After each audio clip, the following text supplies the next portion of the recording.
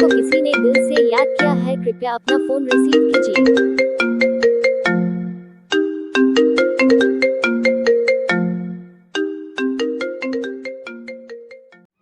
किसी भी मोबाइल की रिंगटोन के साथ अपने नाम की रिंगटोन बनवाने के लिए अपना नाम कमेंट में लिखें और चैनल को सब्सक्राइब जरूर करें।